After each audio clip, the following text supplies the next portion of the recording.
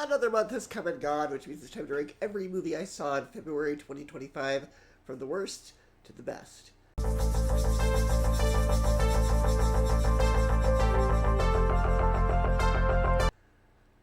In last place is Paddington in Peru.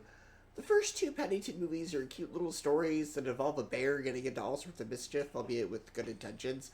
He's essentially a Winnie the Pooh clone. The charm of the Paddington films is they're simple. So that all takes a backseat to make this a jungle adventure movie. It doesn't feel like the same world established in the previous films at all. It feels like someone wrote this as a family jungle adventure movie, and that for some reason they decided to make it a Paddington film, and the two different tones do not mesh well at all. And the odd thing is, they recast Sally Hawkins from the first two films, and this is a film where one of the themes is the kids of the family approaching adulthood and trying to find their identity and going out on their own. And the actress that they recast looks quite a bit younger than the previous actress. She should look older, since one of the themes is getting older.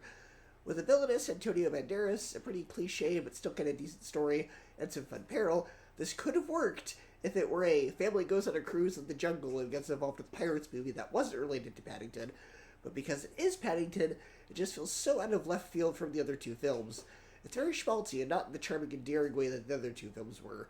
It's one of those, maybe the real treasure was the friends we made along the way type movies. It's generic, it feels like I lost my identity, it's not unbearable, but I'm not particularly positive on it either. Number 2, Captain America Brave New World. When this movie was first announced, I was very pessimistic. They announced this movie right after the finale of Falcon and the Winter Soldier, which was a show that I was more negative on, and they announced that the director is the same as Cloverfield Paradox, which, as a standalone movie not connected to Cloverfield, is watchable, but as a Cloverfield movie, is not good.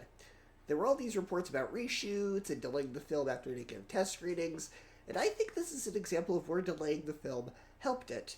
Rogue One had reshoots, and even people who don't like Disney Star Wars really like that movie.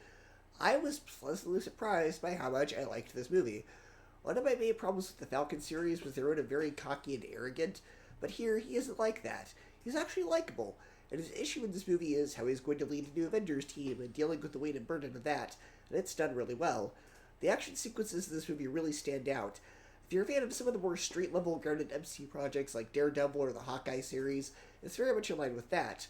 Much like the Russo brothers' Captain America films, this feels like a political action thriller first and a comic book movie second, and that's a good thing. In a time where a lot of the MCU is starting to feel very assembly line and micromanaged, this is a movie that still has its own identity. Even if you're not a comic book fan, you can enjoy the film if you're a fan of Mission Impossible, Jack Ryan, those kind of movies. It takes things like MK Ultra and puts it in a comic book world. It doesn't even really start to feel like a comic book movie until like the last 15 or 20 minutes. The plot is pretty intriguing. Harrison Ford is a standout performance. I do kind of joke this is, in essence, sort of sequel to Air Force One. Giancarlo Esposito is a great villain in this. The film has a bit of a darker tone than some of the other MCU projects. I'd say this is the darkest Captain America movie yet, but it's not the level of dark that was Doctor Strange Multiverse of Madness, the Atkins series, or Werewolf by Night. It still has enough lightheartedness that stops it from feeling nihilistic.